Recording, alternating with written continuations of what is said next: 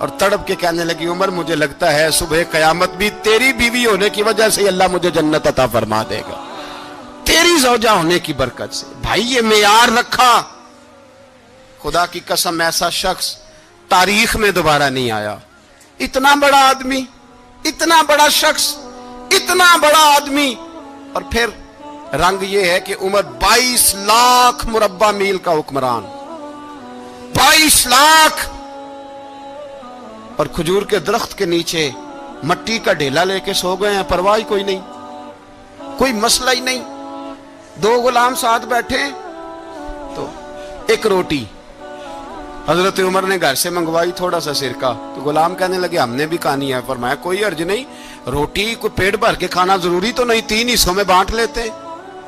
ایک آدمی آیا ہوا تھا مصر کا رہنے والا ملنے کے لیے، اس نے پوچھا عمر کدھر ہے؟ تو کہا وہ ادھر جاؤ مسجد میں بیٹھے ہوں گے، اور واپس آیا تو کہنے لگا وہاں تو 3 غلام بیٹھے ہیں، ایک روٹی بانٹ کے کھا رہے ہیں، لگتا ہے کئی دنوں سے روٹی نہیں ملی۔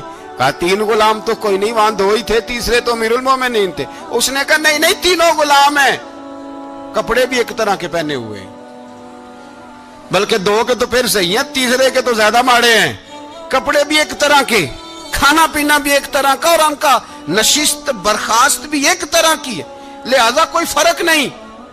حضرت ابو ہریرہ کہتے ہیں میں لے کے آیا، اور جناب عمر کو جب میں نے کچی زمین میں تامت سمیٹ بیٹھے دیکھا تو میں رو پڑا۔ میں نے اس مصر سے آنے والے کو کہا تو اس کے جلوے دیکھ، اگر اس کی ذات میں اتنا حسن ہے تو محمد عربی کا مقام کیا ہوگا؟ یہ مقام غور ہے، مقام غور۔ 10 محرم کو لوگ دیگے پکائیں گے نا؟ نہیں پکانی ہے؟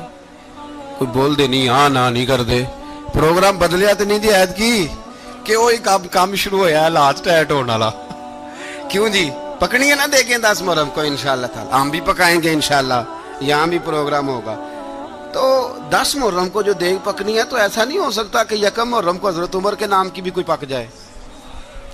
اگر امام حسن حسین کے نام کی دیگیں پکے تو جو امام حسن حسین سے پیار کرنے والے ہیں، جو امام حسن حسین سے، ہم لوگوں نے بھی عجیب رٹا اپنایا ہے نا، ہم لوگ بات کا ایک پہلو دیکھتے ہیں دوسرا نہیں دیکھتے۔ حضرت امام حسن اور حسین کو بھی نبی پاک نے شہید کہا، اور جناب عمر کو بھی رسول اللہ نے خود شہید فرمایا، فرمایا شہید ہے، خود فرمایا اپنی زبان سے کہ یہ شہید ہے، خود میرا عمر شہید ہے۔ تو ان کے نام کی دیگ نہیں پکنی چاہیے، اس طرف نہیں ہماری توجہ ہونی چاہیے۔